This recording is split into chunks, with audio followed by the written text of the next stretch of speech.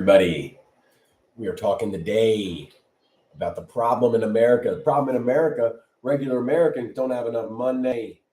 We don't have money because of the corporations. That's the problem. So what we're doing is we are talking about the problem. We are fixing it. We are saying, what the heck? And we are pushing back together. That's what this is all about. And so we are fixing it.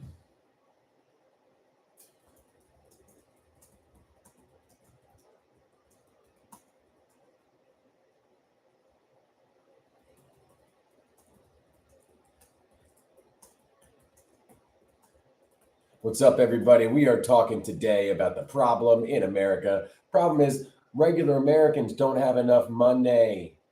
Regular Americans don't have enough money, and we don't have enough money because the ultra wealthy are taking more than their fair share. If you're working hard for 40 hours a week, you should not be struggling to buy groceries. If you're working hard for 40 hours a week, you should not be struggling for the basic necessities of life. That is the problem in America, is that we need food, healthcare, housing to live. And when we are working 40 hours a week, 50 hours a week, even, we don't have enough money. And if we don't have enough money, we can't get food. And if we can't get food, we are not able to survive. So literally, they are making it so that regular Americans, even though we're working 40 hours a week, that we do not have enough to survive. And that's some bullshit too, because we're the ones that actually do the hard work that make the money. They might be the ones that own the factories. They might be the ones that actually put forth some money to get things started, but they certainly can't do anything without us. If anything, this should be a mutually beneficial relationship. That is the problem. This should be a mutually beneficial relationship. But because the ultra wealthy have all the power, they control the narrative and they make it so that we don't have any power anymore, so that we are barely scraping by, so that we're desperate. And if we are desperate, we're going to have to accept any job they put in front of us for any amount of salary, because you're going to choose to work at that shitty job if you're about to be out of food. You're going to choose to work at that shitty job if you're about to be no longer have housing. And this is the issue in America. So it used to be that we had some things that protected us. We used to have a free market. There was a ton of competition for these corporations. So when the corporations lost the plot and became assholes to their very customers, we would literally just stop working there, stop shopping there, and go work somewhere else, go shop somewhere else. But we are no longer able to do that. Why? Because there's no other local small shops anymore. There are no mom and pop shops. In fact, we rely on corporations for the majority of the things that we need to live. We need food to live. We rely on corporations for where all of our food comes from. We need housing to live. We rely on corporations for where all of our housing comes from. And we need healthcare. We rely on corporations for where all of our healthcare comes from. But we all know those corporations don't care about you. They don't care about your community, and they don't care about your family. In fact, they are legally obligated to only care about screwing you over. They have a fiduciary responsibility to their shareholders and to the owner. And that's where it's a literal legal requirement to screw you over so they can put more money in their pocket. And honestly, one of the biggest parts of this was the consolidation of the free market.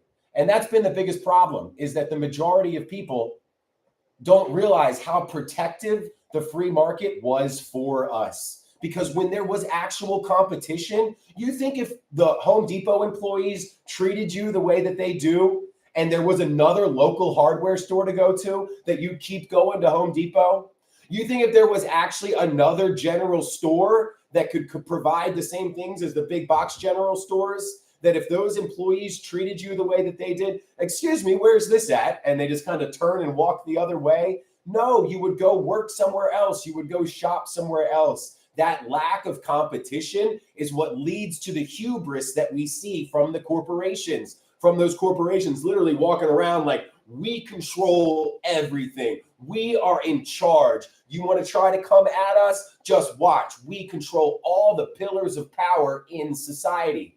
Because normally the ultra wealthy control the economy. That's the way it is. They are greedy little a-holes and they take over as much as they can in the economy. But then generally we've got politicians looking out for us. We have a strong and free media who is calling out the ultra wealthy. So generally the ultra wealthy has to curtail their greed, not because of any law, but because of literally the culture in society. So what did the ultra wealthy try to do? They turned the culture and made it so that greed is good. So that stepping on other humans to make money, that actually makes you a good person. That makes you somebody that other people should look up to.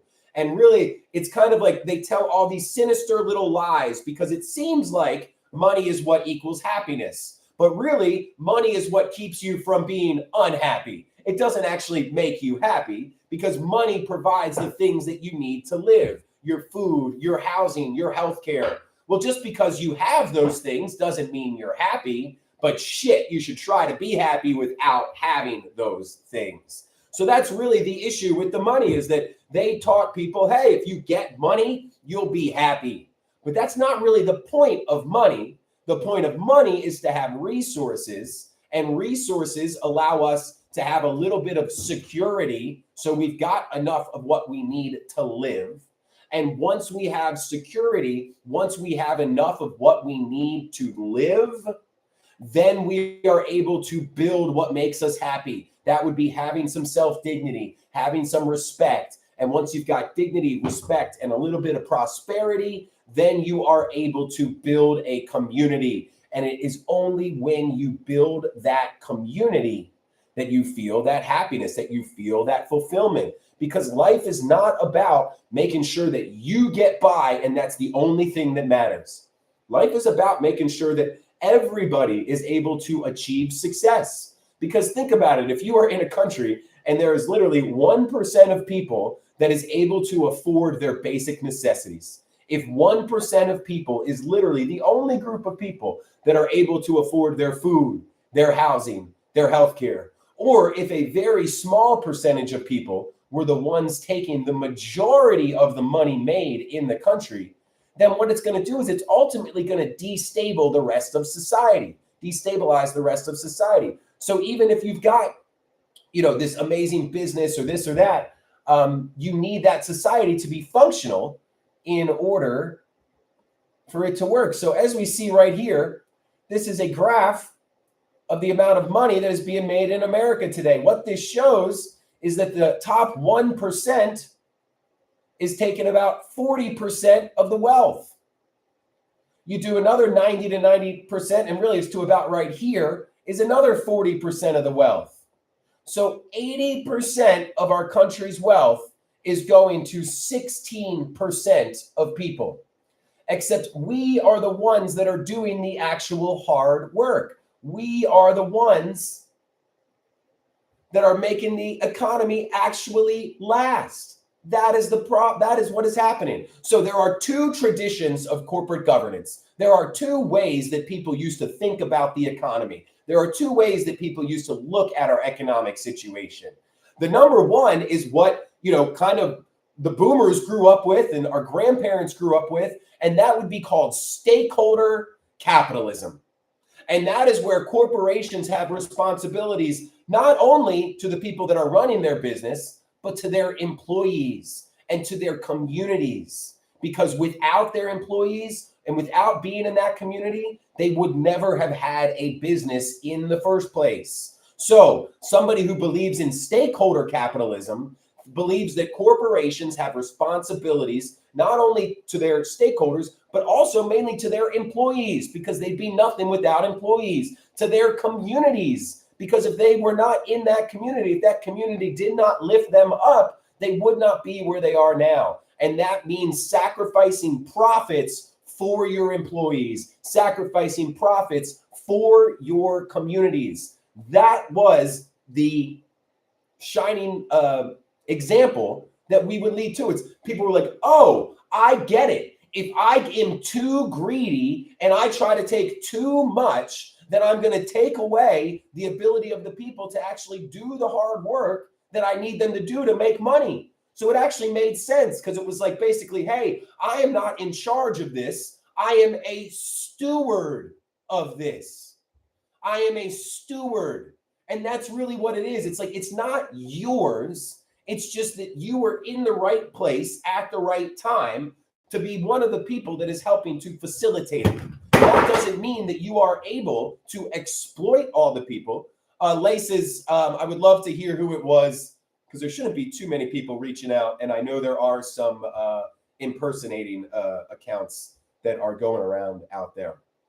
So that is what it used to be, is that, okay, this company works best when the employees have what they need. This company works best when the community has what they need. So rather than saying, all right, we're just going to take as many profits as we can, screw the employees, screw the community, well, they knew that that is a short-sighted way of doing business, because in a couple of years, in a couple of decades, there are going to be, everybody in your workforce is going to be burnt out, unhappy, unfulfilled, and then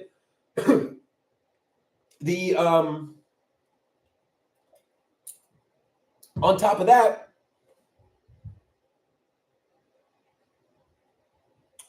I lost it. It's just not going to work because you're not creating people that are able to be fulfilled.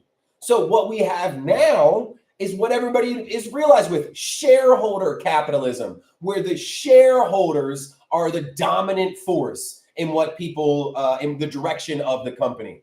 So we used to understand that, hey, without community, without employees, we would not have this business. So if we keep screwing over our employees and keep screwing over our communities, yeah, it'll work for a little while, like we've seen the last 10 or 20 years, but eventually you're going to screw over so many people, you're going to destabilize such a large swath of society that those people will no longer want to work 40 hours a week if you're not going to pay them what they need to live. That's literally it. If you are working 40 hours a week and you still can't afford food, if you are working 40 hours a week and you still can't afford housing, yeah, Laces, it knocked down real quick. So that's what we're saying. So then why would you work there? So Congress, moving forward, it will carry over. Last week, we're still learning. So last week it was the one link, and then this week it's another link. So after this one, though, it should hopefully be the same thing over and over again.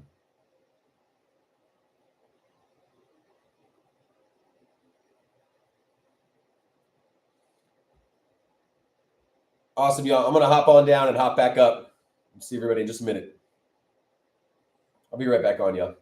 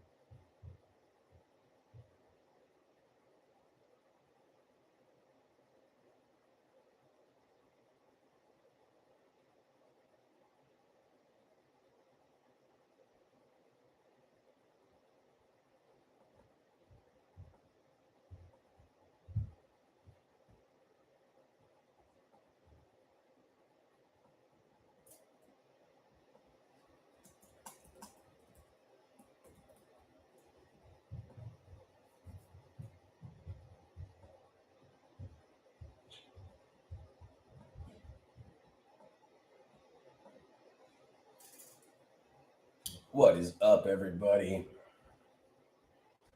So, as we all know, the ultra wealthy have taken way more than their fair share. What's crazy, though, is when we actually look at how much more of their fair share that they have taken. It's literally the $50 trillion that the ultra wealthy have, that the 1% has. If you divide that by the actual people who did the hard work, you get $216,450 per person. And if you divide it just by the people in the 90%, or if you divide it, that's just the people in the 90%. If you divide it by every single adult American, then you get $216,450. Now, the fact that the ultra wealthy have $50 trillion means nothing to us, because that 50 trillion is a huge number and it means nothing to our brains. But you know what would mean something to every single one of us? $190,000. And that's not just for you, that's for every adult American. Think about that. Just the 1%, and really it's the top half of the 1%, the 1% of the 1%. Combined, they have more money, or they have enough money so that the people who actually did the hard work to make that money, they could have an extra $150,000, $190,000 in their bank account, and they would still be billionaires. That is the problem with all this. Because at a certain point, if you've got $100 million, well, then an extra $1 million is going to do nothing for you. But if you have $50,000, well, an extra $50,000 is going to be everything for you. And that is the point of a society, is rather than having a few people suck up all the wealth and all the resources, so then the majority of people do not have any resources, and we need resources to live, we need food, we need money, we need housing. And this movement is for people who are working harder than ever and still falling farther behind. If you are working 40 hours a week and you still have to check your damn bank account before you go to the grocery store, that is why we are coming together. Because the same people that have frozen your salary are the exact same ones that are raising your prices. It's effed up. And over 85% of corporations on the S&P 500 have the same three top shareholders. So whether it's Walmart or Walgreens or Target or CVS or the grocery store, it's freaking Vanguard, BlackRock, and State Street that have a majority holding share in every single one of them. So what America is a giant company town. We are all working harder than ever. We expect the boss to be like, nice, I better give you a raise or else you'll go work at the competing company. But the competing company is also owned by the same boss. So they don't give a crap whether you have a good salary or not. Because the only thing in the past that made sure that you had a quality salary was the fact that you could leave and go work somewhere else. Well, the corporations figured out that if they own everything, then it doesn't matter if you leave. Because when you leave to go work somewhere else, you're still going to be working for them. America is a, thank you, Rogue Dragon. There we go. I appreciate that. I love it when people come in and we all feel this message. That's why I put that up there, because we all feel this. I know that it's like when you are working 40 hours a week, and you are busting your ass, but then you go to the grocery store and you're like, fuck, I got to check my goddamn bank account before I get food. Not like some crazy luxury purchase, not like something that, oh, I don't really know if I need this. Can I go without this? No, food. And what we are saying is that if you are working 40 hours a week and you still can't afford food, you're not broken. The system is. So we are goddamn coming together to do something about it. Because, man, it pisses me off. Oh, yeah, 100%. It is both parties are two sides of the same coin, and that coin is in a billionaire's pocket. They are good cop, bad cop. Everybody thinks, oh, one of them's the good cop, one of them's the bad cop. But what we should be realizing, like you said, Road Dragon, is they all work for the same corrupt department. And what it really comes down to is that the corporations are in charge. But what we need to do is the fact that we need to show them that we are in charge. Never, Jane, yet.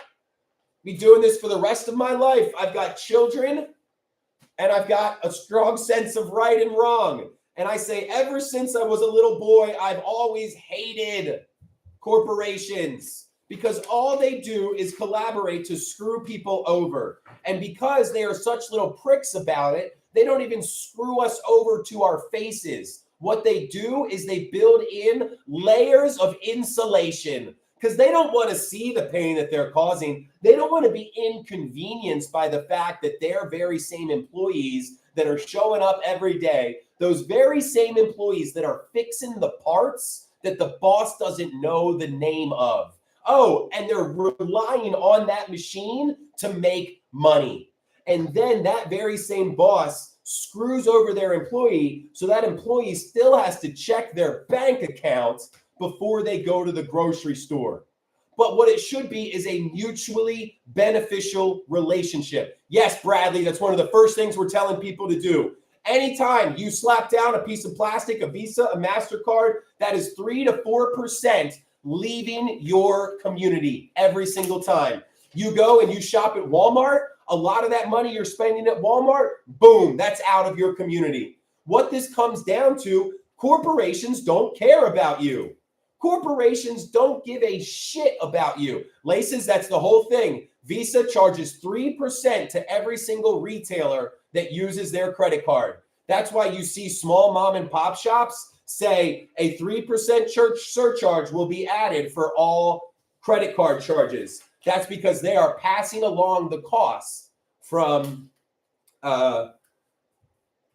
that they are getting hit with by the credit card companies. Absolutely, Rogue Dragon. What blows my mind is that a lot of these monopolistic practices are actually against the law. I believe it's called the Robinson-Patman Act.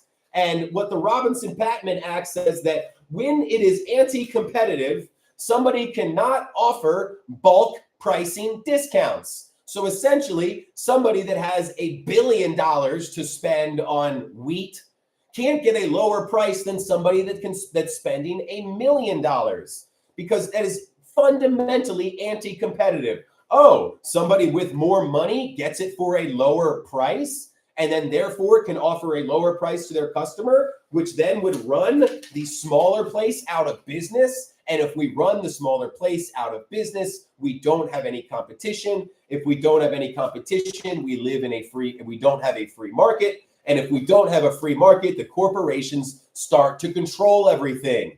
So when we don't have a free market, just a couple corporations get all the money. And that's what's happened. Over 85% of corporations on the S&P 500 have the same 3 top shareholders. And they are the ones making everything. They have all the money. As I said earlier, top 16% of earners in America today are taking home 80% of the money created. But that money created is created by the workers. It's created by the actual people in America. And so what it is the economy that we create only works for the companies, only works for the ultra wealthy. But that's fucked up because we are the economy. Without us, the economy does nothing because all the economy is a bunch of companies. And all companies is a bunch of people like me and you pushing forth their dedication, their skill, their grit, their hard work every single day to make sure that we keep the place running.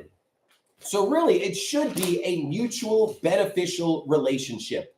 That's what it should be. We don't need the boss as much as the boss needs us. Because in the past, maybe we did need that capitalist. I love just in time. In the past, maybe we did need that person with the money.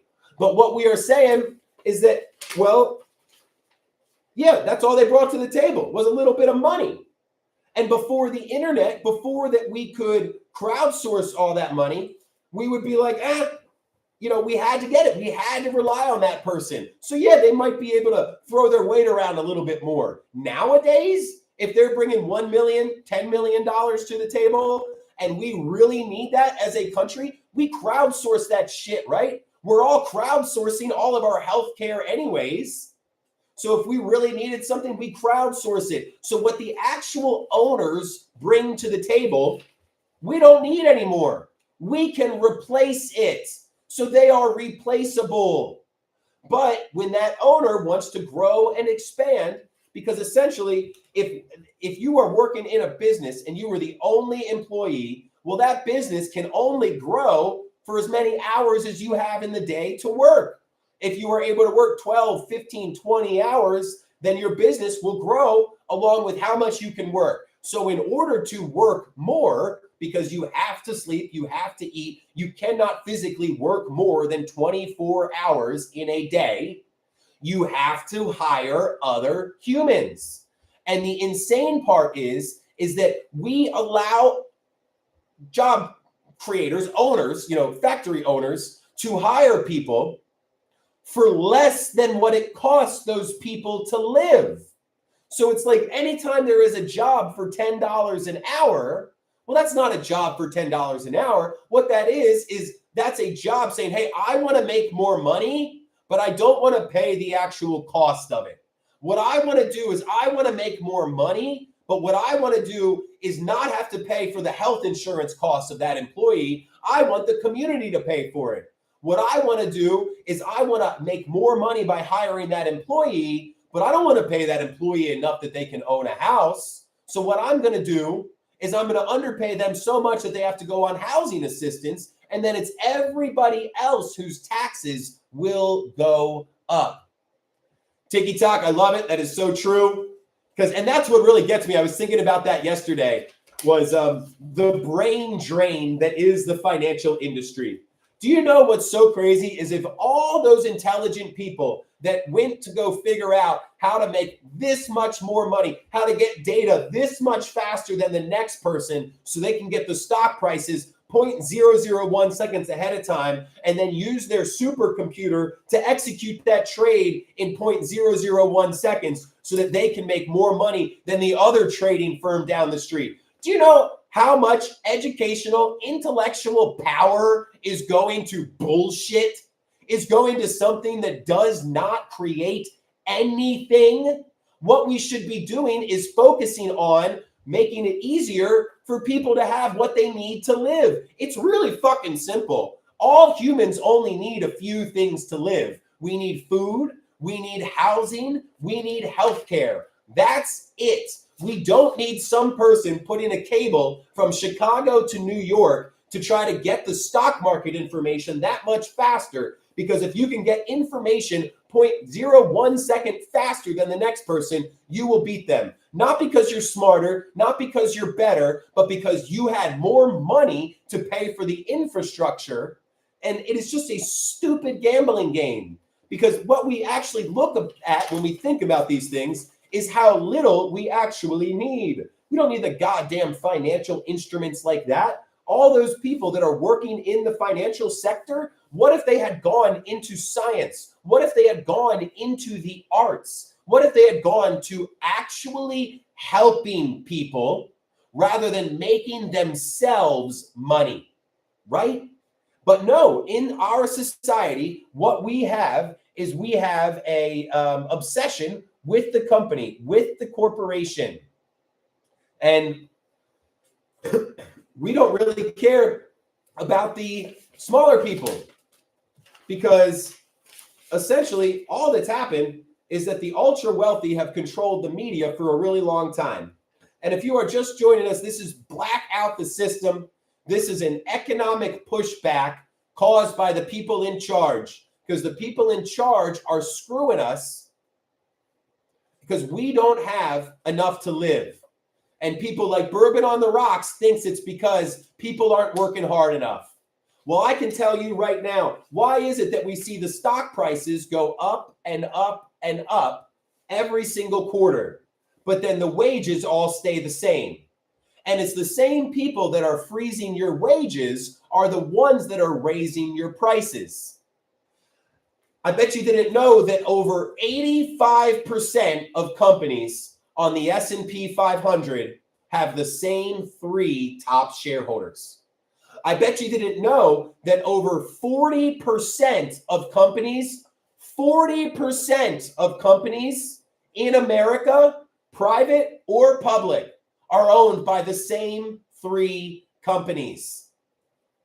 So what we need to do is we need to push back. Normally, we would have a free market to push back. We wouldn't keep working there and we wouldn't keep shopping there, right? Well, that's why they made sure to get rid of the free market. There's no mom and pop shops. There's no local companies that can compete with the large corporations. So they made it so that we are literally, America is a giant company town pretty much. Then usually when that happens, we then go to the politicians and we're like, hey, politicians, let's fix this shit. You're only in power because of us. But those politicians, they work for the billionaires now. Citizens United made it so that we're not in charge, that we're not the ones funding their campaign anymore. It made it so that the corporations are the ones funding the campaign, that it's not one voice, one vote. It becomes $1, one vote. And then finally, the ultra wealthy have completely taken over the media. That's been the biggest problem so far. Because generally, if they had completely taken over the media, if they had completely taken over the political process and then completely taken over the economy, well, then at least we have some journalists that's got our back. At least we have some journalists that are there for us and calling out this bullshit. Well, Florin Guy, I hear you, man. That's where you have to be making like over 6 figures to be considered not struggling, because the price of everything has gone up. And it's the same people that are telling you there's not enough money. It's the same people that are telling you they don't have enough for raises, even though they're the ones that call you in for the meetings every month and brag about their record profits. And you can see what they have. I know, Florin Guy, shit's crazy. Shit is crazy. And that's where we have to come together. The only way that we have is to push back against them.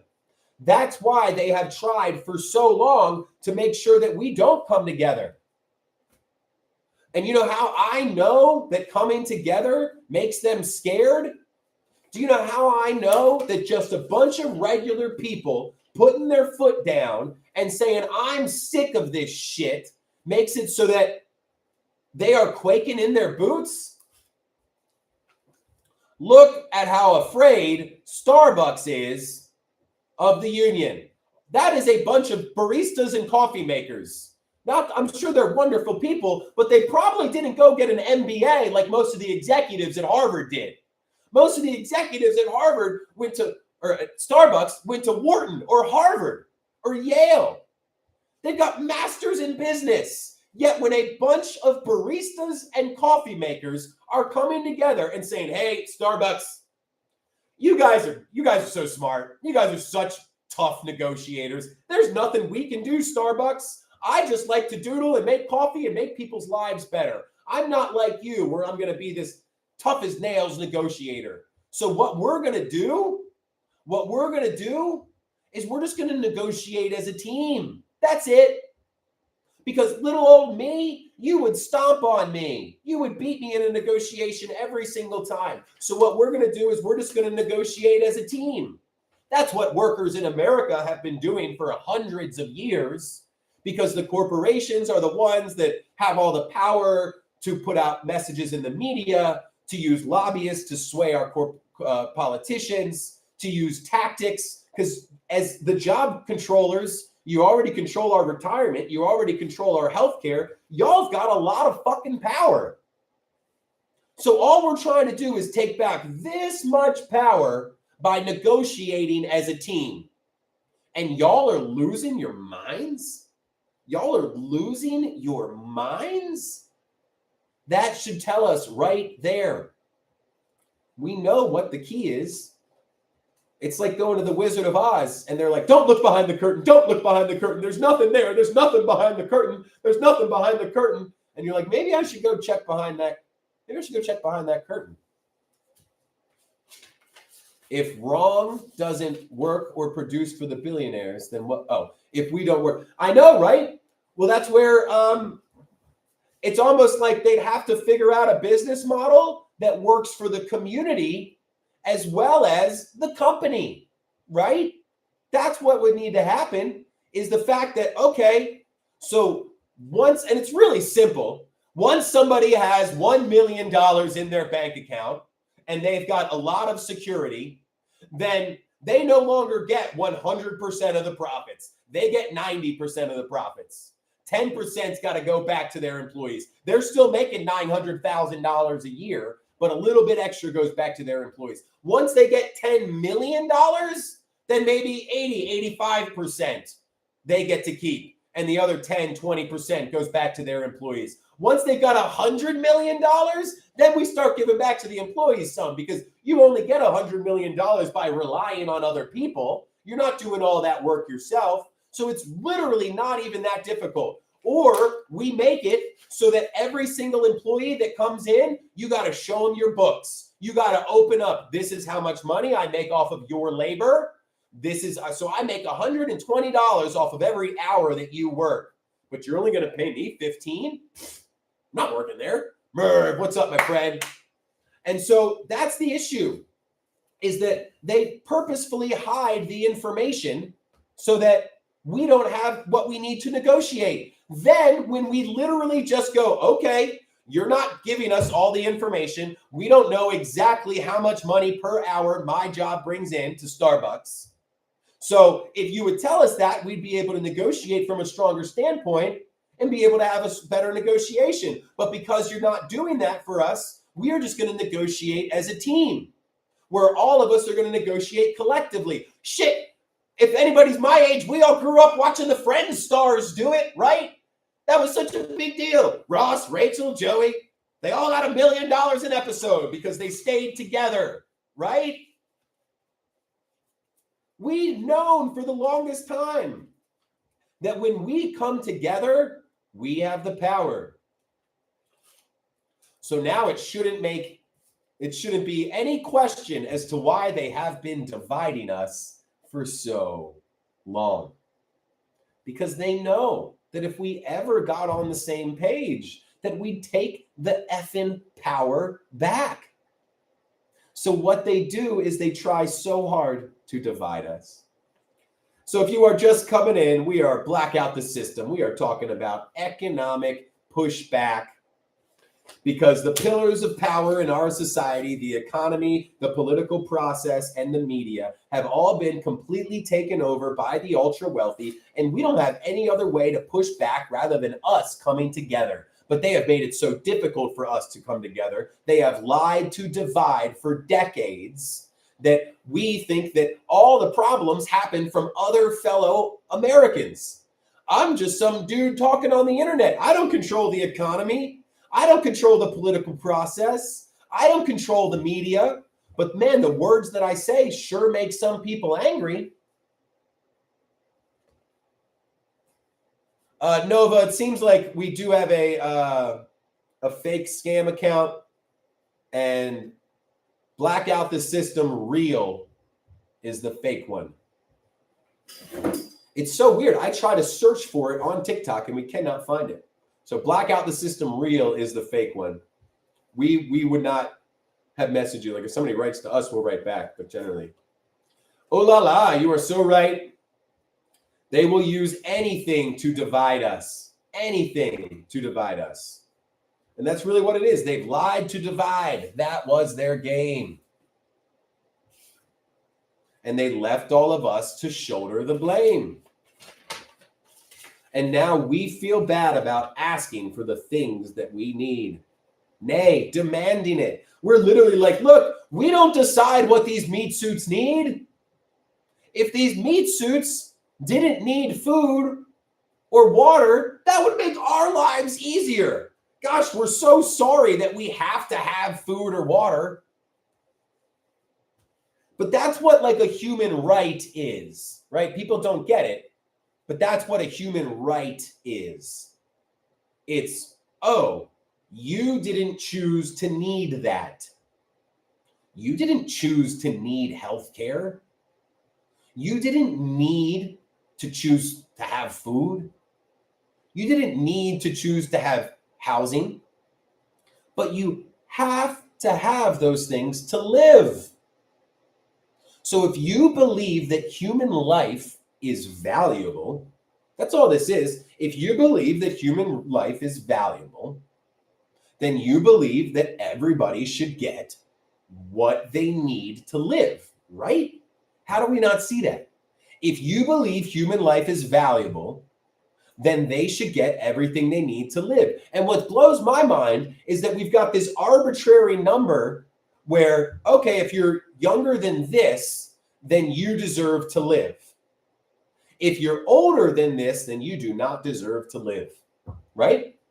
If you're 10 years old and you don't have food or housing or healthcare, we're like, oh, you're only 10 years old. We're all going to lift you up because you deserve to live. And then, but if they're 20 years old and they didn't get the education, the skills that they need to survive, then we go, oh, you're 20 years old.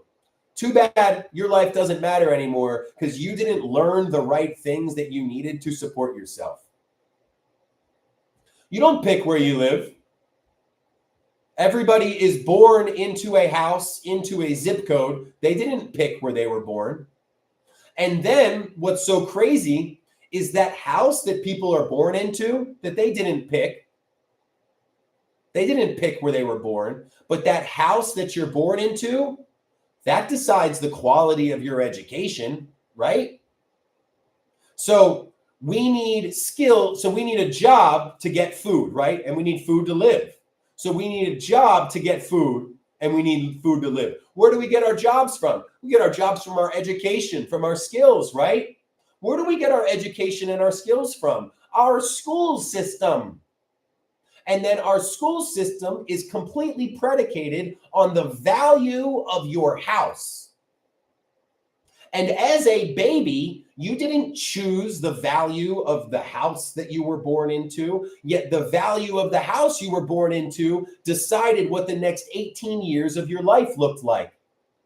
And what's so crazy is that we have people who did not get a proper education.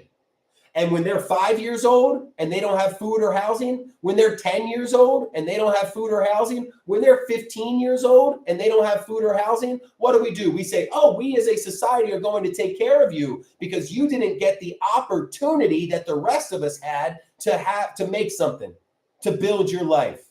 But then when that very same person who we recognize at age 10 did not get the opportunity, who we recognize at age 15 did not get the opportunity, and then now at age 20 was born into the wrong house, so they didn't get the skill and education.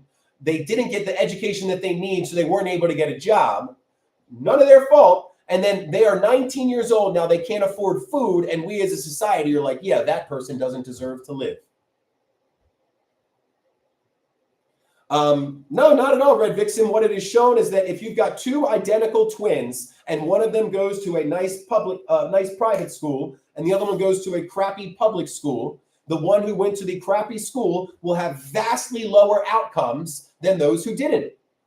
The whole reason that not everyone is allowed to go to a private or public school, the whole reason we have private schools in America is because the people in charge know that it's who you are, how you are educated, and who you are educated with.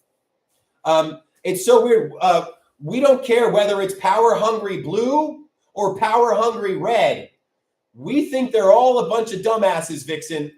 So whatever you're saying, yeah, I don't give a shit what Democrats do because Democrats can go suck a peach. I don't give a shit what Republicans do. I call them power hungry red and power hungry blue. That's all they are. They're power hungry red and power hungry blue. They're not looking out for us. Okay, what I say here is, do you really believe that either party cares about you? Do you really believe that either party gives a shit about any regular American? Huh? They don't. So why are we saying, well, but the blue team does this, but the red team, I don't care. Neither of them care about me. They are only there to keep themselves in power. They are only there to keep the status quo. And the status quo has us relying on corporations for what we need to live, right? Well, those corporations don't give a shit about us. Corporations don't give a shit about you. Yet we rely on everything that we need to live on corporations. What? Except corporations would screw us over just to make an extra dollar? In fact, corporations are legally obligated to screw us over just to make an extra dollars.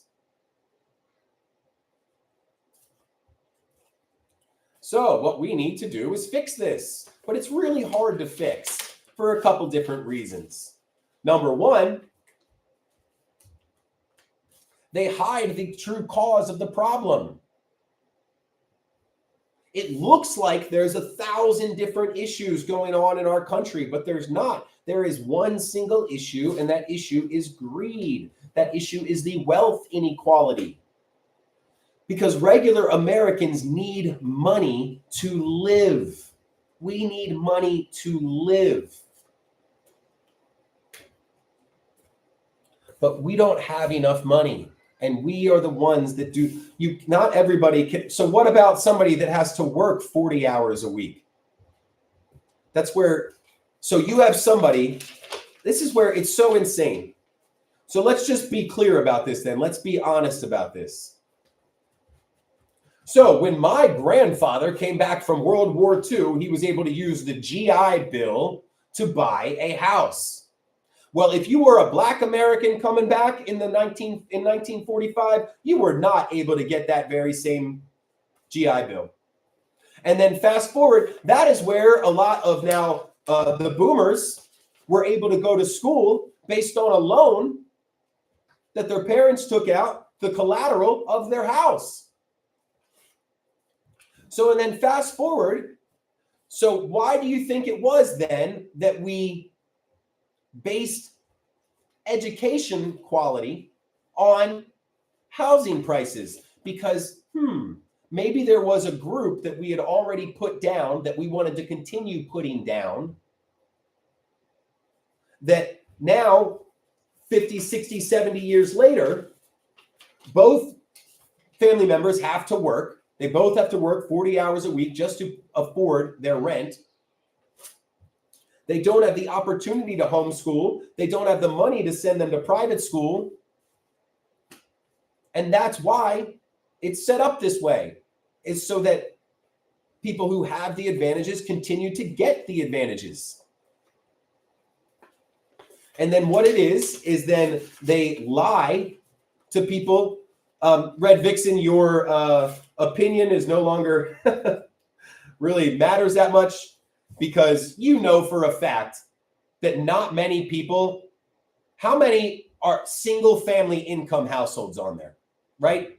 How many single family, not many, where just one person has to work. In most places, two people have to work.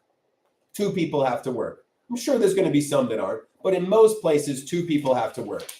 So the fact that you are saying, oh, homeschool, that's not going to be possible for the majority of people. And it shows that you've got a disingenuous approach to this conversation, where this is not about us fighting. Like, it's so silly, because guess what? You don't control any of the pillars of power in our society, and I don't control any of the pillars of power in our society. And what's so crazy is that when somebody points out, hey, it seems like society is kind of tilted towards the ultra wealthy, and us regular people aren't getting what we need to live. People freak out, right? Somebody's criticizing the system.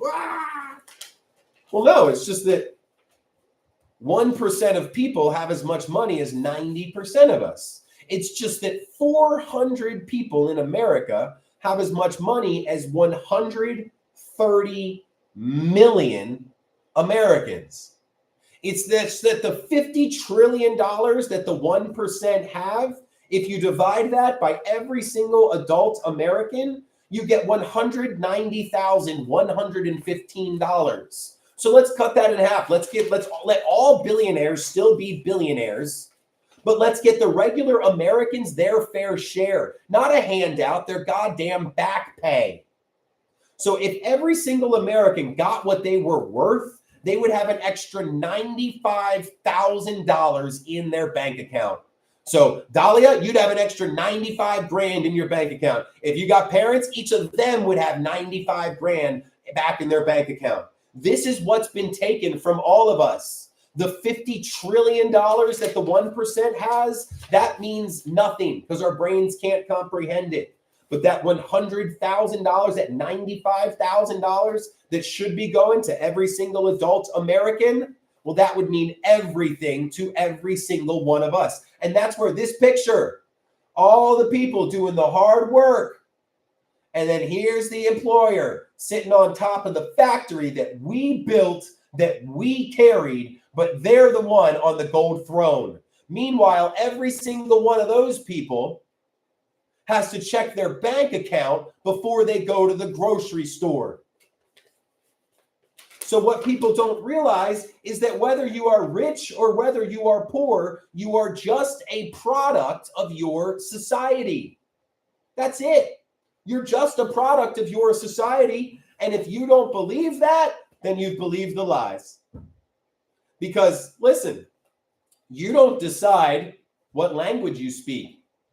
You don't decide the food that you eat. You don't decide what movies and TV shows and music that you listen to. You don't decide, what you find attractive, who your friends are. All of that is decided for you by society. You don't decide the quality of the education that you get.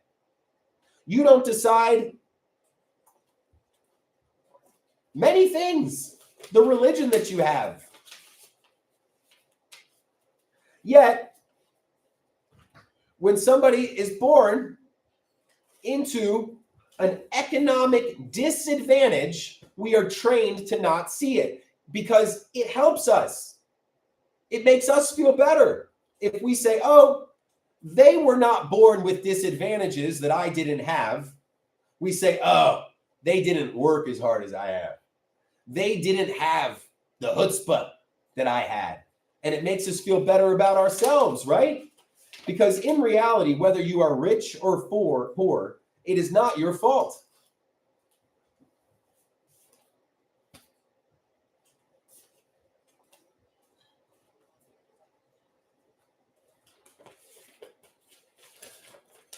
Man, Red Vixen, that is quite the take. Why do you think that? Most people will never improve. Wow. Even if they get a proper education, even if they were given everything that they need, the food, the housing, the healthcare. Because I'll tell you what, because I was able to get everything that I needed. I was able to get what I needed to be self-actualized, to be fulfilled. And what's so crazy is that if you give a child security, if you allow them to have prosperity, well, if their cup is full, if they live up to their fullest potential, who is they? You said most people. So is that what, 60%, 70%, 80% of people? And who is they? Who is they? You're starting to sound, it was kind of coming out earlier, but you're starting to sound very grouping people together here in strange ways. That would be called, something not great. So that's where what this movement is all about is that we believe that all humans have intrinsic value, that there is never going to be, some people will never improve regardless of what you give them.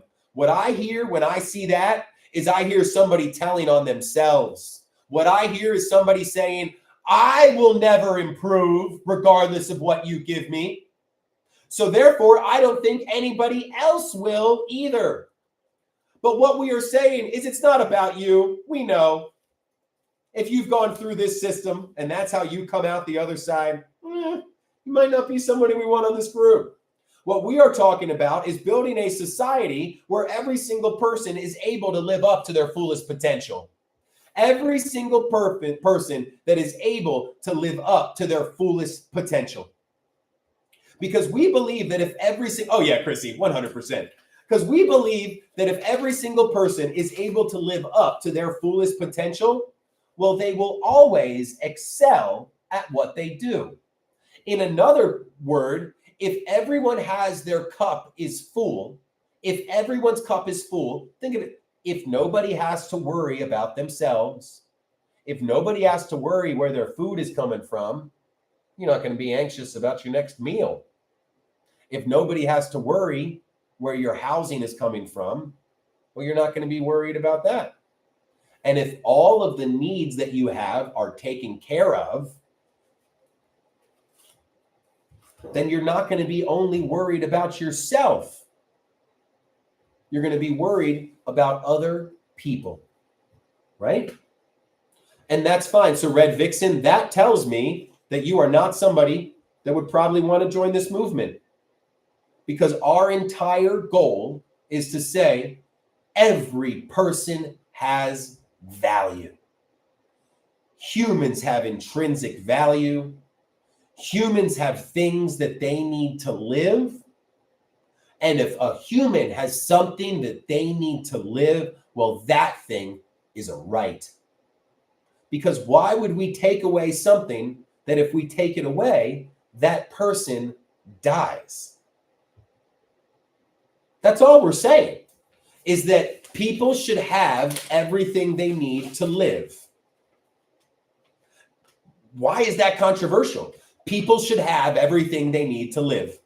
No caveats, no ifs, ands, or buts. People should have everything that they need to live. No, Red Vixen, you think you're special. I'm here to tell you, you are absolutely fucking not. They didn't value education the same way I did. Oh my God, give me a break. You were born into a different environment than they were. Maybe your parents were having to work 45, 50 hours a week and could spend more time with you. Maybe their parents had to work 50 or 60 hours a week and therefore could not impose on them the value of education. Or maybe, like I just explained, maybe we gave one subset, a group of people, the head start that they needed to be able to have more leisure time, to spend more time with your children, to impart the values on them that you believe are important. And then that group of people grew up in more luxury, in more comfort. So because they grew up in more comfort, they were able to, because they were able to have their cup full, they were able to fill the cups of others. What's up, Priestess? What's up, Dee Dee? Good seeing everybody. And that's what it is that it is so crazy that you can simply say they didn't value education the way I did. You literally, in one sentence, said, I'm more special because I value education more than the people I worked with. And then literally in the next sentence, you said, exactly, I'm not special. Yep. Chrissy, you're so right. I'm sorry. I forget sometimes. Because to me, it's like I've had that fucking privilege. And rather than being like, I'm so special, I'm so good, I'm like, oh, I got advantages that other people didn't. So therefore, the point of life should be able to try to give those other people the advantages that I received.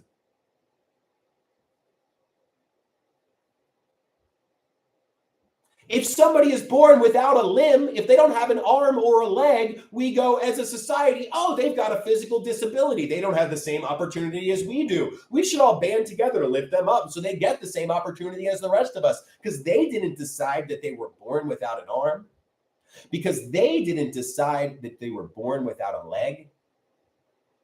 So just like this, Red Vixen, you didn't decide to be born into a family that was barely scraping by.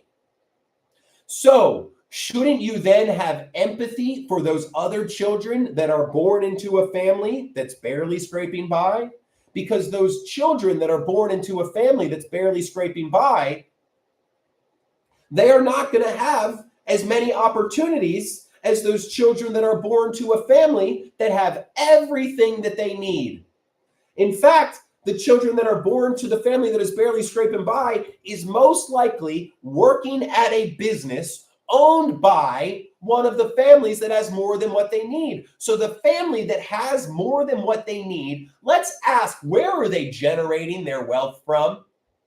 Is that father going down to the factory floor every day and working with the factory workers? Or are the factory workers the ones actually creating the value for both sides? That's the problem here, is that we're the ones that do all the hard work. They're the ones that take the money.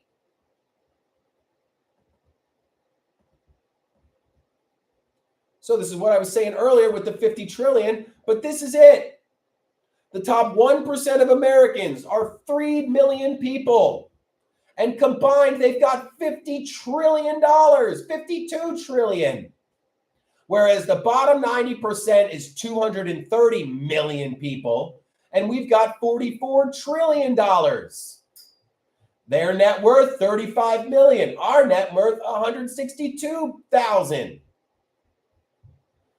The 90% are the ones that do the actual work that make the money for both sides. I like to imagine it like a cup. A cup. We filled up both cups.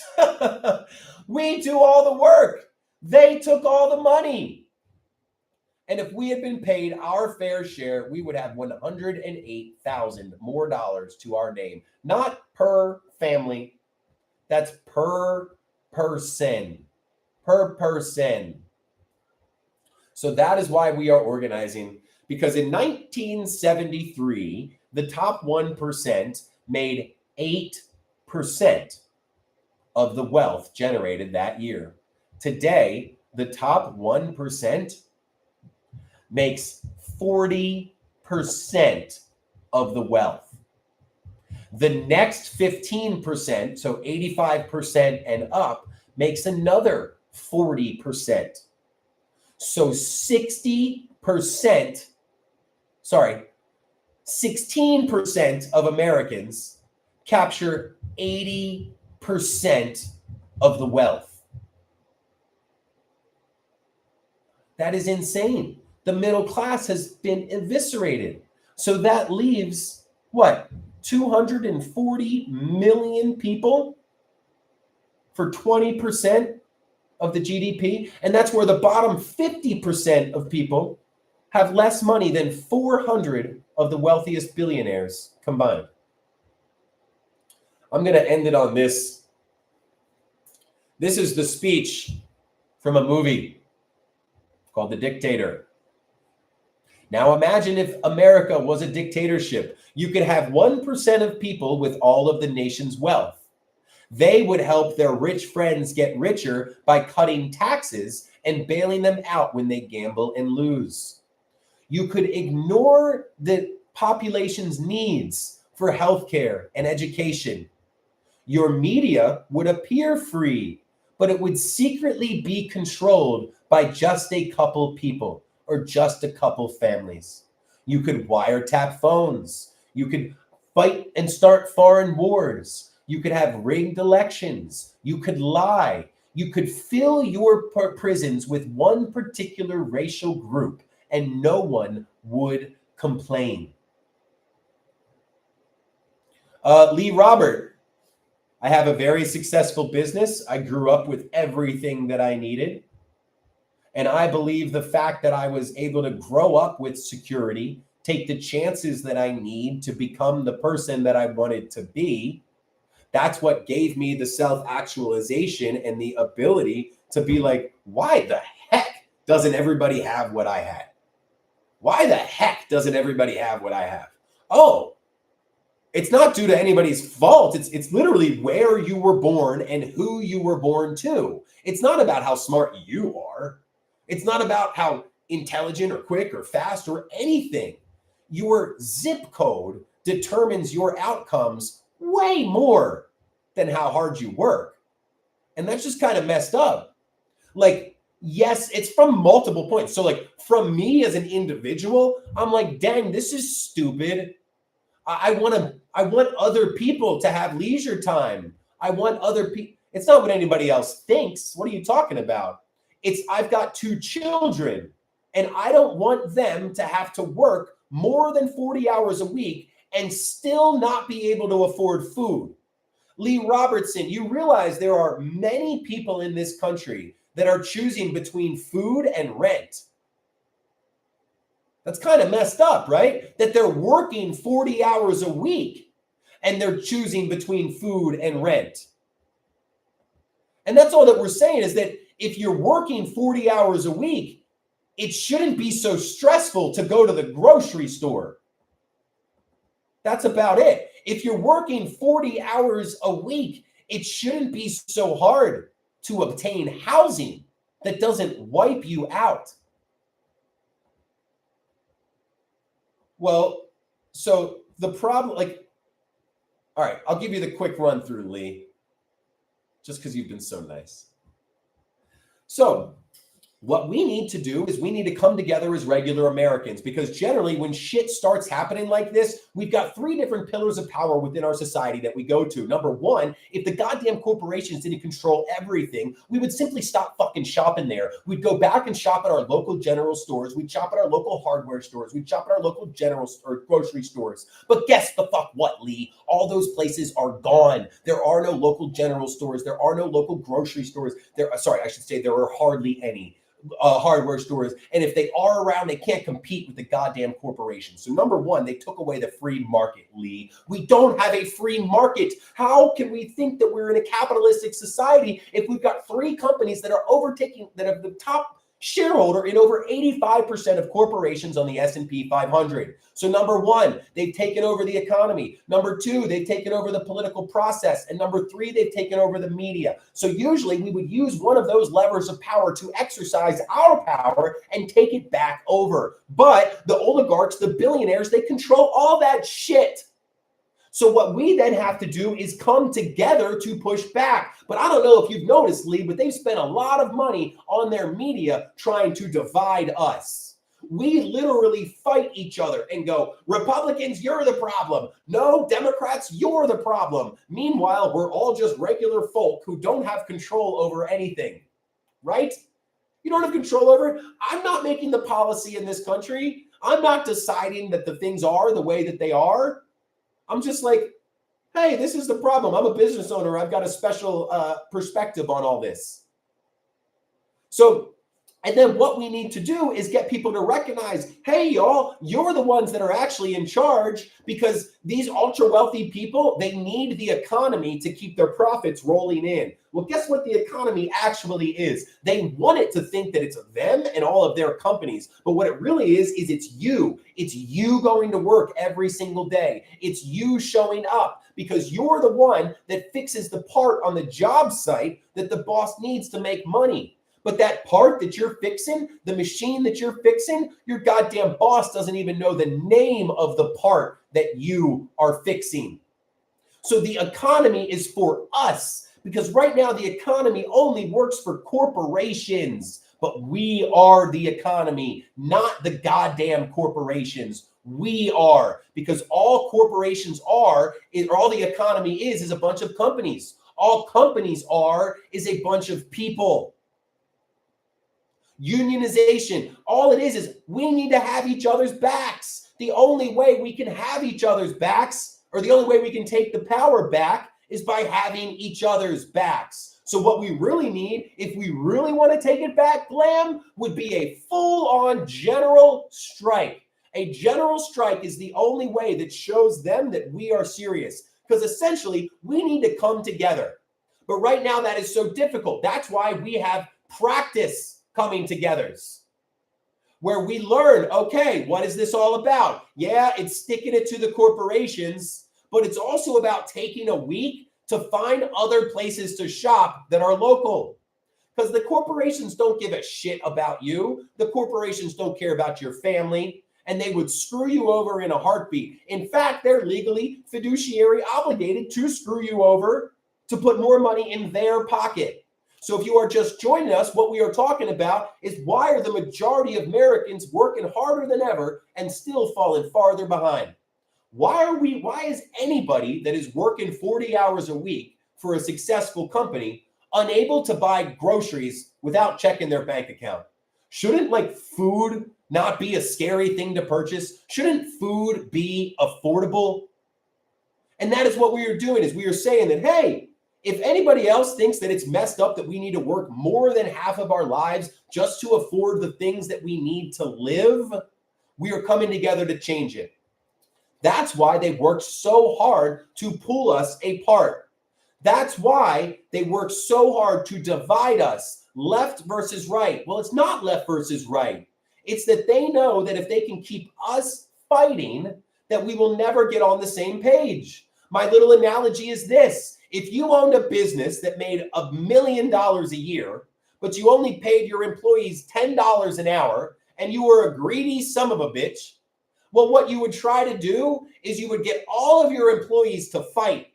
You would have them at each other's throats, because you know if they ever became good friends, that they would figure out that you've been screwing them over. And so what they do then is say, all right, well, if we can get each of them to fight, they'll never realize that we're the ones that have all of the power. What's up, Still Mountain? Good to see you. Yeah, I know. I can't wait for those investors meetings to see what's actually going on, because that's where we're going to learn a lot over these next couple weeks. But that's what this is, y'all. It is about realizing that we rely on corporations for everything that we need. And that was an actual decision made by the corporations, because they realized, oh, if people need these things, they're going to pay whatever we charge for it, because you can't just not get food that week. You can't just not pay for your housing or your electricity that week. So they made sure to dominate all those industries and then make it so that they're in charge and that they can charge us whatever they want. So these corporations don't care about us. So we need to find we need to find alternatives that do. And many times those alternatives that care about you are going to be in your own community. Because when people live and work in the community that they serve, they are held accountable. And that's all it is. If the person who is running the power plant in your area lives and gets their power from that power plant, then it makes it so they're held more accountable. Not at all, Lee Robertson. I am a business owner. I've got 6 locations and I've got 35 employees. I can tell you not one of my employees makes close to what I make. But what I can also tell you is that every single one of my employees makes 3 to 4 times market rate, or essentially the employee makes what they need to live. So I could, like, the owner could be making $1 million, $10 million a year. I don't care what the owner makes. That's honestly what it is. I do not care what the owner makes. I only care what the owner makes if the employees don't have enough to live.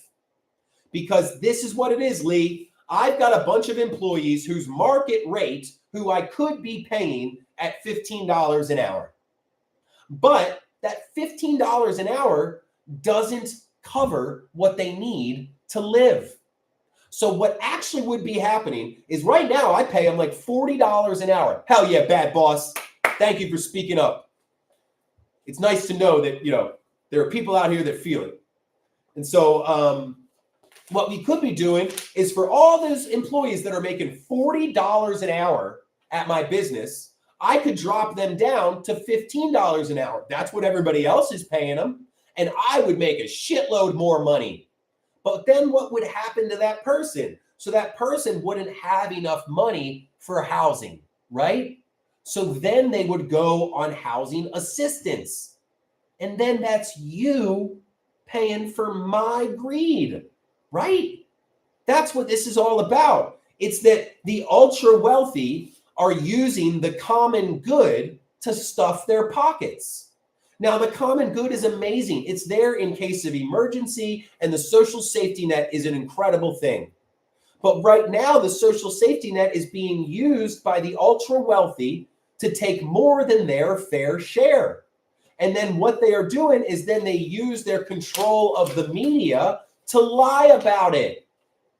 Because they have all these different lies. They say that, oh, well, we're the ones that took all the risk, so we get all the reward. It's one of their lies. Well, the other one of the lies is, I ain't never get a job from a poor person. Like, we need these rich people. Like, we should just be thankful that they're giving us their scraps. Because what all of this does not understand, or what that does not predicate on, is that they need us more than we need them. The ultra wealthy need us more than we need them. Because let's talk about what both sides bring to the table. The ultra wealthy, what do they bring to the table? All they do is they bring some money. They bring capital. They bring the investment. That's it. They put money down. The factory gets built. We go show up at the factory and make the products. We're the ones that ship the products across the country. Jeff Bezos isn't delivering those goddamn packages. Jeff Bezos relied on the employees to deliver those packages so that he could make money. Jeff Bezos relied on the employees to make money. That's how it always is. The business owner relies on the employees. I've got 6 locations. I can only open up 1 location at a time. So if I want to make more money than what just 1 location can make, do I drive around to 8 different places? How? You can't. You have to rely on the other people. Well, Life Systems, that's what we're doing here. We have a weekly meeting every single week where that's what we do. We bring people in. We show them what we are doing, and we encourage them to be a part of this long term. Because, yeah, the blackout, it is about 1 week of not spending money. But what it really is it's how we find each other. It's how we build that community of people who want to change their habits long term. What habits are we changing? Well, we're saying that, damn, we rely on corporations for a lot of what we need to live. And those corporations really don't care about us. In fact, it feels like they actively hate us sometimes. So rather than continuing to support corporations that actively hate us and our communities, what we are going to do is we're going to support local options instead, because those local options care about you. So if you are just coming to join us today, this is Blackout the System, an economic pushback. This is a movement for people that are like, dang, I'm working harder than I was 5 years ago, and I'm still falling farther behind. What is going on? What is happening? Absolutely, Still Mountain. What we say a lot is that we are not asking to fix this system. We are here to build a new one, because the only way that people will leave, like, the system is crumbling, the foundation is crumbling. The only way people will leave that crumbling system is if we give them a new one to go to. It's like this. The majority of people are barely hanging on to a life raft, right? That's what it is. The majority of Americans are barely hanging on to a life raft. And yeah, we're trying to build a bigger boat that can hold everybody. But unless we know that boat doesn't sink, then people aren't going to leave their life raft. They're going to say, that's exactly it, Dahlia. They're going to say, look, I know that this life raft isn't going to hold me forever, but I've got to make sure that whatever you're building works.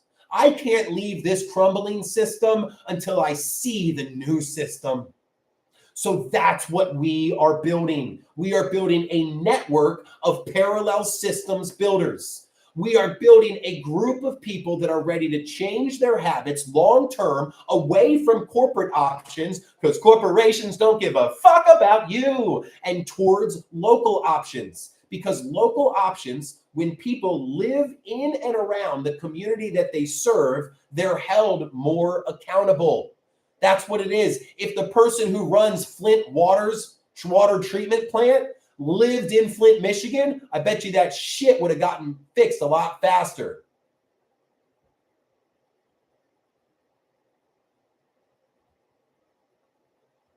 All right, that is it, Dahlia. So the question is how? Well, number one, we stop believing what the goddamn corporations tell us. That's what this is. Joshua, I appreciate you. We love you. You are just obviously not somebody that we would want joining this movement, because this movement is for people that believe that all Americans have, or that all humans have intrinsic value. That the fact that somebody loves you, the fact that you were born, that you are somebody's husband, wife, daughter, son, that's all that matters. It's not the fact, of anything else. So, no. Oh, man. And that's where it is. Oh, man. You think different humans have different value? That's messed up. I would go and ask one of those humans who you don't think has value. Go ask their parents. Go ask their children. But that's where, this is so great because I can always use it as a teaching moment. People like Joshua Diablo, when we say it's not left versus right, it's up versus down, what I'm saying is we don't sit there and we try to convince someone like Joshua. What you do is you see if they are arguing in good faith. You see, are they just a product of their society that has not been told any of this yet? And are they ready to open up their eyes? Or are they going to continue perpetuating the environment that they were born into and, not recognize either what they've been giving or not? And so the moment somebody shows that their head is in the sand, the moment somebody shows that they don't believe that all humans are equal, then we're just like, fuck, screw you. You're not who we care about. So that's how we have to remember 30% of Americans still support Trump. What this is about is finding the 70% of people that are like, this isn't how life should be. I literally think so much of my teenage angst came from being like, oh no, I have to go work at a corporation for 40 years and that corporation doesn't give a shit about me. And all I want to do is something where my talents feel useful. All I want to do is something where I care about other people. But then it's like this whole life is just all about like working for somebody else to do something stupid. We feel so alienated because we don't even like see what we are producing. Absolutely, priestess. That's where I believe that everybody should be given what they need to live. They should be given their food. They should be given their housing. They should be given their health care. Because if you don't have to worry about what you need, if all of the shit that you need is taken care of, well, you're not going to be always looking inward going, what do I need? What do I need? It's all about me. It's all about me. I need to have my needs met. My God, if we give someone security, food should be free. Yeah, sorry, I always forget water. Food should be free too. Absolutely, Still Mountain. I think it happened right around the greed is good culture shift, right when all of those corporations or all of those musical artists stopped hating sellouts. It all like happened in the same time. Thank you, Torah. I appreciate that because goddamn, basically, I sit up here and I talk and I talk and I talk. And what it is I know I didn't always have something up there for people to be like, I feel this shit. So that's where I appreciate you saying that, Torah, because what I want to do is the people that say, I feel this shit. I wanted to have somebody to say something. Thank you, priestess. Because what it is, it's like, it shows me that we're all out there. We're doing this. So everybody, if you are saying me, we've got the meeting tonight, 7 p.m. tonight, 7 p.m. tonight. Because the mass blackout is to show everybody that we have the power. So you go to blackoutthesystem.com. I believe I've got my image where I can show you what the website looks like.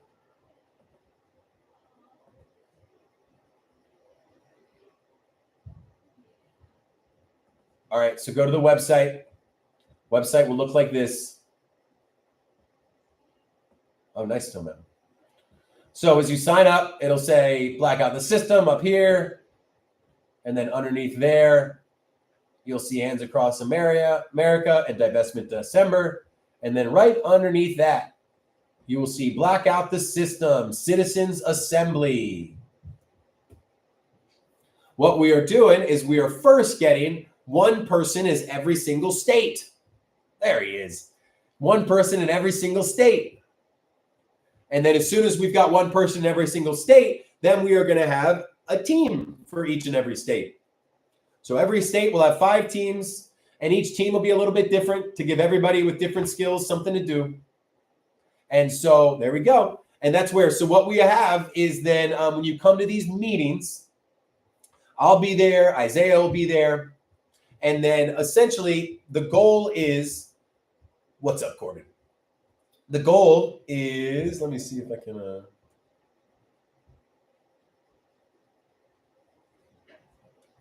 is that we've got this structure so that anybody can join at any time.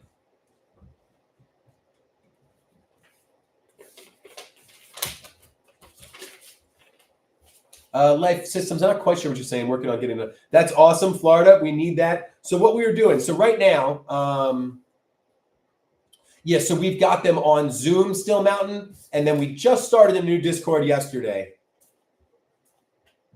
And so here's the way it is. So like Corbin is one of our state facilitators in Washington State.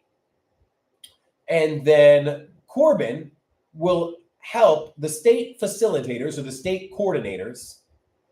They all help new members figure out where they'll fit in. So state coordinators help new members figure out where they'll fit in. They'll fit in one of 4 places. We split up the movement into community builders, which is basically mutual aid, or pressure campaign, which is protest, boycott, spreading the word. So those are the 2 starts. And then we've also got Movement Alliance. We've got social media. And then we've got content creation. We split up social media and content creation because we view content creation as all you wonderful artists out there. Corbin's one of our digital poster designers, and maybe Corbin is great at designing digital posters, but maybe Corbin doesn't love hopping on TikTok and posting all that crap and interacting and doing all those things. So that's where we've got both a little bit of each, where it is, we've got Corbin who can help do the video edit, send in this or that. And then maybe for a little while, Corbin's able to help do the social media. But then as more and more people come in, then Corbin, as the state facilitator for Washington, when somebody else comes in, they'll be like, hey, so I am, taking over. I'm the state coordinator here. These are our 4 different teams that we have: social media, Movement Alliance, pressure, and community building. You don't have to join one right now, but if there's one that fits your passion, fits your skill set, you kind of get to know each other a little bit, talk about what's going on. No, I just muted you for 5 minutes. So, and yeah, I will continue talking crap about you because you literally said that some humans don't have value as others. So that's fine. Your feelings can get hurt. And so that's really what it is, y'all. Is if somebody gets this frustrated over some dude talking on TikTok, they're not really mad at me. What it is generally their life isn't going great. And because their life isn't going great, they look around for a problem. And that's what's been so crazy about MAGA is they said, here's the problem. It's people that look different than you. It's people that sound different than you, that think different from you. So they turned that fear, or they turned that confusion of why is my life so different than my parents? Why is my life so different than my grandparents? And they turned that confusion into fear, and they turned that fear into hate. And that is the only way that we can get to the place where we are now in our country. Because people aren't born this way. And they make sure that we don't have enough money so that we don't have the security that we need to say no to that minimum wage job, to say no to that toxic workplace culture, because they know the more desperate that we are, the more likely we are to work for less. And literally the only way that we can get owners of corporations to concede higher salaries is when we come together to negotiate as a team. So the mass blackout will break the silence. Clemente, that's like all of us declaring ourselves as handicapped. It is a literal legal status.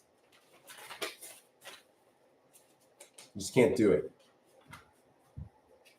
So, ooh la la, I appreciate that. What do you want to learn more about? So, the way that I like to explain it is that essentially we all want, like, I believe that if all of us had this, I envision it like a big town hall. Like if the thing in America was all of us like, all right, everybody, we get together every single week at the town hall and we talk about the problems in America today. No, Lee, that is a lie that the billionaires want us to believe. So what's crazy is the prices are already going up, Lee. And the prices don't go up because of higher wages. Prices actually go up when industries consolidate. So when an industry, let's say potato chips, has 50 different companies, well, all those potato chips are going to be competing against each other, and you got 50 different companies.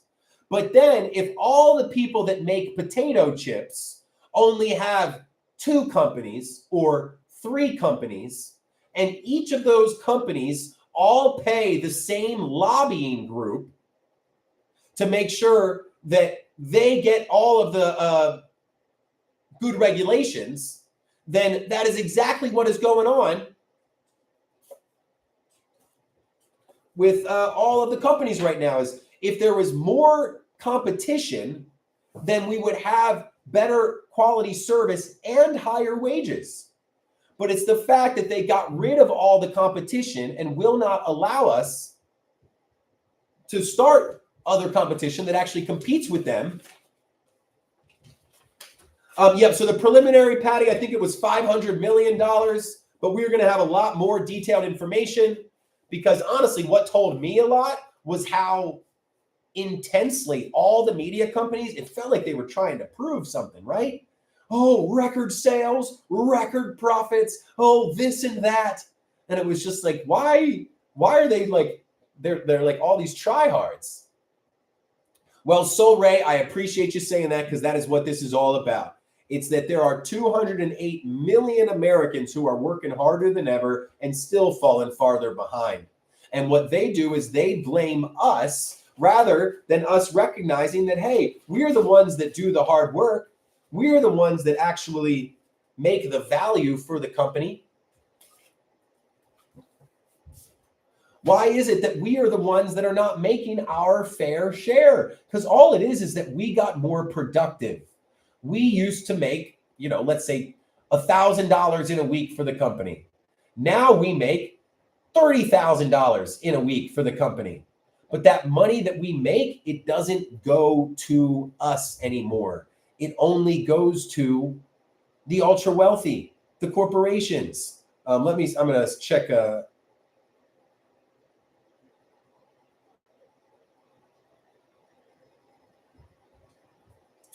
So right now, who was it? Life Systems. So you were talking about, you were in Florida. So Life Systems, here is the whole goal and the whole idea behind everything. So Life Systems, we don't have anybody in Florida right now. I'm sure that we do, but nobody that is signed up to say, I want to be the state facilitator. So as the state facilitator, and this applies to anybody that wants to do more. So if you are the first person in your state, then we would ask, hey, would you want to be the state facilitator? The state facilitator's whole job is to introduce people to the movement, tell them about the different teams that we have, and just generally make them feel comfortable, where you're basically like, hey, this is what we do. These are the 5 different teams that we have, and we'll give all this to you too. It's already on the Discord with the information. So then what we would do is during these lives, we go live every day at 11 a.m. We've got our meeting tonight at 7 p.m.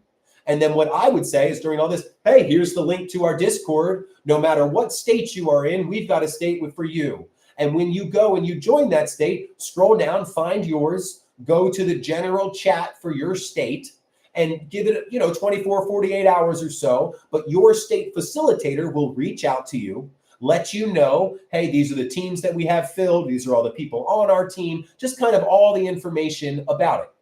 And then we basically have 5 teams. And the first goal is to fill out each of the teams. You know what I mean? So you get your pressure campaign. You get one person on each of the teams. And then I'm checking for Oklahoma. Sorry. Nobody in Oklahoma yet. So you check for each of the teams. And then, so somebody said Texas earlier. I believe we do have Texas. That is where the guy that started it, he is from the Texas area. So, and then basically as people come in, so Sol Ray, so you would be different. So we've already got a state facilitator for there. So if you were to join the Discord, then Isaiah would reach out to you and be like, hey, Sol Ray, nice to meet you. So I'm the state facilitator here. You're actually the second person joining our Texas team. And oh no, not at all, Dahlia, not at all. This is just there's a bunch of people. And I'm like, I hope my daughter has a better life than me. And I think now might be the time to, stand up. So the qualifications are just somebody that cares, somebody that wants to help. Literally, your only job is to make new members feel welcome and explain the 4 different teams. That's it. So all you are doing is you're just like, hey, glad to have you in Black Out the System. This is a movement where we believe that all humans have intrinsic value. And what we're trying to do is basically we are coordinating the national pushback, the big blackout weeks, the signs, the things like that. But then as people come in, they always say, what can I do? How can I do more? How can I do more? Well, we can only do so much pushing back nationally. So what we're doing is we're building local groups that can push back locally. And then these meetings, what they are, they're not just meetings. What we're going to be doing is highlighting people who are already finding alternative systems, who are already stopping relying on corporations, and we're highlighting the tactics and the strategies that they are doing. Just as an example, I know that Corbin is looking to find a third space to have a co-op where people can come together and just have a place to build community. So maybe that's what Corbin is doing in their area. Maybe somebody across the country in South Carolina has been thinking about the same thing, but they just need to know that somebody else did it first. They just need to know that somebody else has the plan, has the strategy. They did the exact same thing and were successful. And then Corbin can say, hey, if you want to learn to do what I did, I had a lot of trial and error, and I am more than happy with sharing it with you. So what I will do is I will show you, because when you're doing something hard, it's tough. But if you're doing something hard and you have some people there with you, well, then it's a lot easier. So Athea, totally with you on that. Actually, myself and the person that started this movement, Isaiah, neither of us really love Discord either. But we have made it so simple that you literally just scroll down to your state. And the other thing is, if you don't want to use Discord, you don't have to. That's why we have these weekly meetings. So every single Sunday at 7 p.m., we've got our weekly meeting, 7 p.m. Eastern. I apologize. 7 p.m. Sunday, Eastern time. And that's where we meet. And then basically, it's kind of like, hey, if you want to stay extra connected, if you want to be a part of the group chat, if you want to kind of build that community further, that's what the Discord is for. But really, what we are looking, so 7 p.m. Eastern, 6 p.m. Central, 4 p.m. Pacific, I believe. And absolutely Life Systems. And it's even more doable if you are getting the plans and the strategy from people who already succeeded, right? So Life Systems, I would love to hear if you have any other questions, because you seemed very passionate about it. And then I sort of tried to explain, well, here's what it would be. So you would come to the meeting tonight. So everybody asking for the Discord, I don't want to give it out yet. I think we are waiting another week before we make it completely public. I think we are giving out the Discord link on these meetings. So if you're able to come to the meeting tonight, if you can't make it, we'll have another one next week. And they're every single week, same time, every single week. So yes, we've got a signal chat. And that's where basically we want to make it so that like everybody can join, where we're like, all right, so these weekly meetings, we all come together. So you go to the website, the link is in the bio. So it's that with .com after it.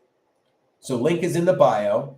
Scroll down a little bit and you'll see Citizens Assembly meeting every Sunday at 7 p.m. Eastern, 6 p.m. Central, 4 p.m. Pacific. And this is where we start building down in a good way, user, or a bad way.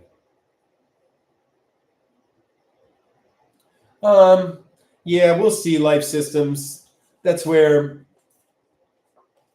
it's like what I say is we don't have all the answers, but I know for damn sure we're asking the right questions, right? So we'll see if we can fix it, because really the most likely outcome is that we continue to be authoritarianism. It's just it goes and hides in the background a little bit. The second most likely outcome is that we have like a power vacuum from Trump and some other asshole takes the power. The third most likely scenario is that we fix it for a little bit, but then we slide back. And honestly, the fourth most likely scenario is that we actually fix it and become a stronger democracy. So that is obviously what I am hoping that we are happening. But the people that run those corporations have such a lack of community in their brain.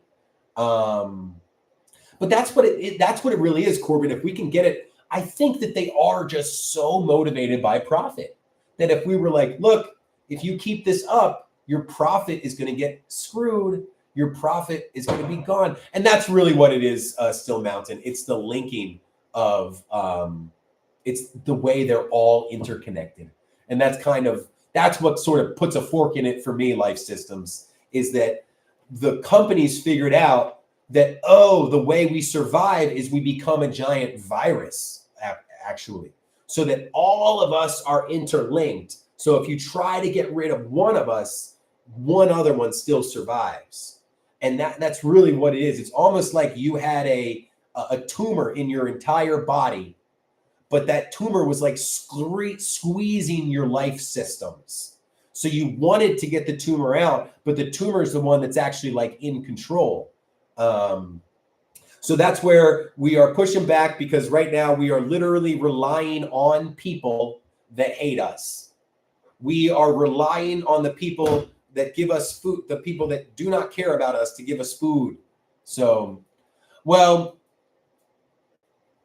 Life Systems, you are so right, but that's because they've been told that money is the meaning of life, that money is what makes you happy.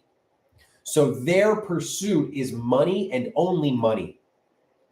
So when they pursue money at all other costs, they don't realize that there are some other things that making money is built on. I actually started with this and I will end with it now too. What is happening is the difference between stakeholder capitalism and shareholder capitalism. So stakeholder capitalism realizes that even if you have to sacrifice profits, that it's actually the employees and the community that you need to survive. Because if you don't have a community, then you don't have any employees. And if you don't have any employees, you don't have a business. So therefore, you should be smart enough to understand that, oh, I can't take so much that the community doesn't survive. Because really the only way that I am here is because I was able to use the economic output of that community to make my job. So what we are actually in now is they made it legal, or like you legally responsible, is that the other view is shareholder, where the only purpose is to maximize shareholder values. And that's maximizing the money that they squeeze from you. That's the problem. And there you go, Corbin, you put a nice little bow on it, and I'll end here. And it used to be that the more employees that you had, the more money that you can make. Now it is the more employees that you have, the higher salary is, the more people that are there to take your resources. So what they are doing is they're investing so heavily in AI, they are pushing back against us so hard because they no longer need us. They view us as people that are taking their oxygen, their food, their housing, their healthcare. That's why we are coming together to show them that no, we are the economy. We are the ones that go to work every day. We're the ones that are servicing the robots that are there to replace us. Appreciate you all so much, everybody. Have a great rest of the day. Bye, y'all. Oh, 7 p.m. Eastern tonight. Go to blackoutthesystem.com. Sign up. This is how we start building the network. This is how we choose permanently local options rather than corporate ones. Priestess, hopefully we'll see you tonight. Bye, everybody.